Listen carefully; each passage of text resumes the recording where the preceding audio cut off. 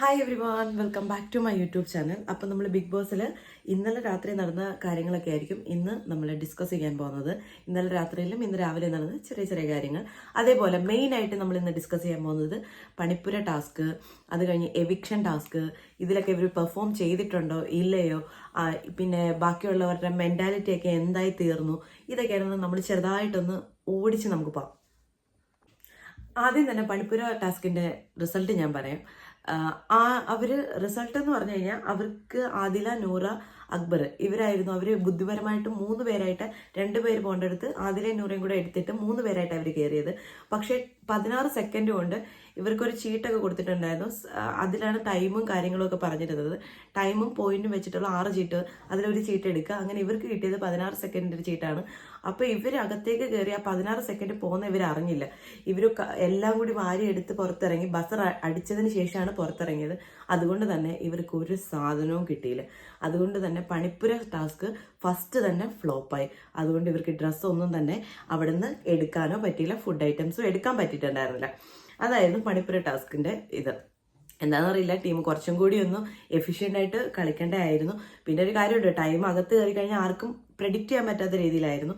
ഷടപടേ എന്ന് പറഞ്ഞിട്ട് പോയിട്ടുണ്ടായിരുന്നു ടൈം. അപ്പോൾ അതാണ് പണിപ്പുര ടാസ്കിൽ അവർക്ക് കിട്ടിയത്. പിന്നെ അത് കഴിഞ്ഞിട്ട് ബിഗ് ബോസ് ഇവർക്ക് ഇടാനുള്ള യൂണിഫോം കൊടുത്തിട്ടുണ്ടായിരുന്നു. അത് കഴിഞ്ഞതിന് ശേഷം ബിഗ് ബോസ് വീട്ടിൽ ഫസ്റ്റ് പട്ടികുര നടന്നിട്ടുണ്ട് കേട്ടോ. നല്ല ഒന്നാം തരം ഒരു പട്ടിയാണ് കുറച്ചത്. ഭയങ്കര ഒച്ച, ഭയങ്കര ശബ്ദമായിരുന്നു. അത് കിട്ടിയത് നമ്മുടെ RJ ബിൻസിയാണ്. RJ ബിൻസി ഒന്ന് ചെറുതായിട്ട് മയങ്ങി അപ്പം തന്നെ പട്ടി കുറച്ചിട്ടുണ്ടായിരുന്നു. പിന്നെ അത് കഴിഞ്ഞിട്ട് നെവിൻ ആരും കാണാതെ നമ്മുടെ ജിസേലിൻ്റെ ബാഗ്, ആദ്യം ഏത് ബാഗാണെന്ന് അറിയുന്നുണ്ടായിരുന്നില്ല, ജിസേലിൻ്റെ ബാഗ് എടുത്ത് എന്തോ ഒരു കള്ളത്തരം കാണിച്ചിട്ടുണ്ട്. പിന്നീട് ബിഗ് ബോസ് അത് സൂം ചെയ്ത് ജിസേലിൻ്റെ ബാഗാണെന്ന് കാണിച്ചിട്ടുണ്ടായിരുന്നു, ട്രോളി ബാഗ്. അതെന്തോന്ന് ഇപ്പോഴും എനിക്ക് അറിയത്തില്ല കേട്ടോ. ഇനി എപ്പിസോഡിൽ കാണിക്കുമോ, ഇനി ലാലേട്ടൻ വന്ന് ചോദിക്കുമോ, അതൊന്നും എനിക്കറിയാൻ പാടില്ല. ഇങ്ങനെ ഒരു സംഭവം അവിടെ നടന്നിട്ടുണ്ടായിരുന്നു. ഇനി അടുത്ത പറയാൻ പോകുന്നത് എവിക്ഷൻ ടാസ്കിനെ കുറിച്ചാണ്.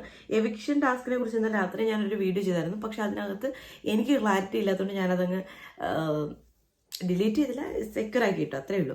അപ്പോൾ അത് ഞാൻ ഇന്ന് പറയാം. അപ്പം എവിക്ഷൻ ടാസ്കിൻ്റെ പേര് വന്നിട്ട് പുകഞ്ഞ കൊള്ളി പുറത്തു നിന്നുള്ള ടാസ്ക് ആയിരുന്നു ഉണ്ടായിരുന്നത്.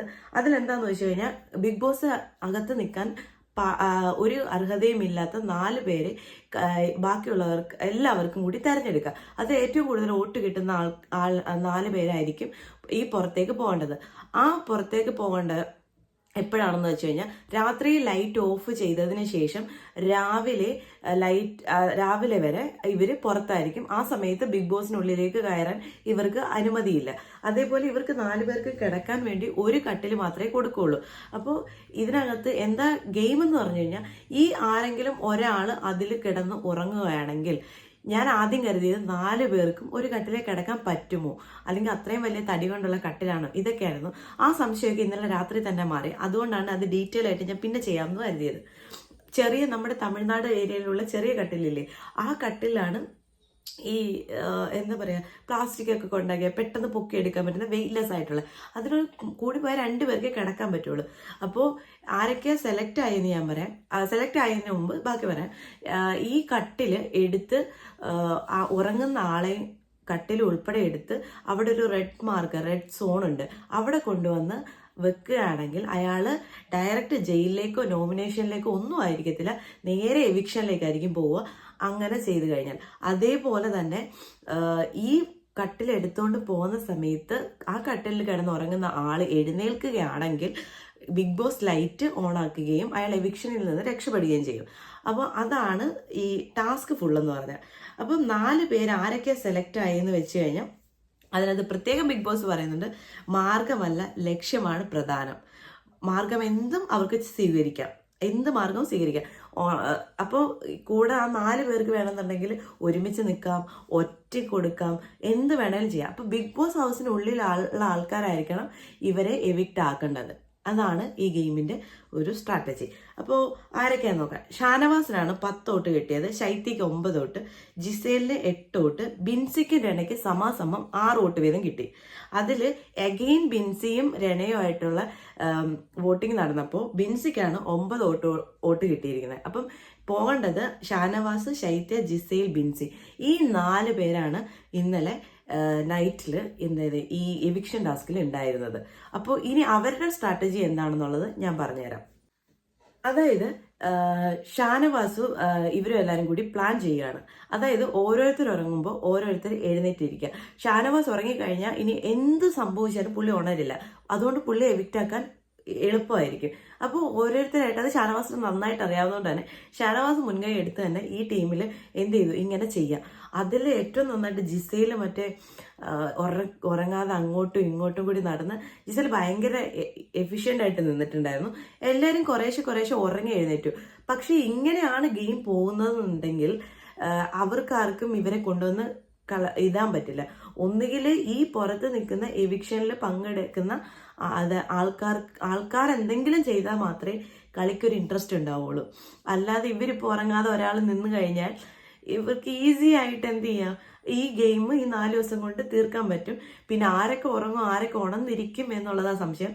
ഫസ്റ്റ് ഡേ ആയതുകൊണ്ട് തന്നെ ആൾക്ക് സിമ്പിളായിട്ട് പോകാൻ പറ്റി. സെക്കൻഡ് ഡേ ആവും, തേർഡ് ഡേ ആവുമ്പോഴത്തേക്കിന് ഇവരൊക്കെ ക്ഷീണം എത്രത്തോളം ആവും, ഈ ഗെയിം എങ്ങനെ പോകും എന്നുള്ളത് കണ്ടറിയാം. പക്ഷേ ഗെയിം ഇൻട്രസ്റ്റിംഗ് ആവണമെന്നുണ്ടെങ്കിൽ അവരുടെ ടീമിൽ നിന്ന് തന്നെ ഒരു എന്താ പറയുക, ഒരു ഒറ്റ വേണം. അതാണ് വേണ്ടത്. പുറത്തുനിന്നുള്ള ആൾക്കാർക്ക് എടുത്തോണ്ട് പോകണമെങ്കിൽ അകത്തുനിന്നുള്ള ഒരു സപ്പോർട്ട് ഉണ്ടാവണം.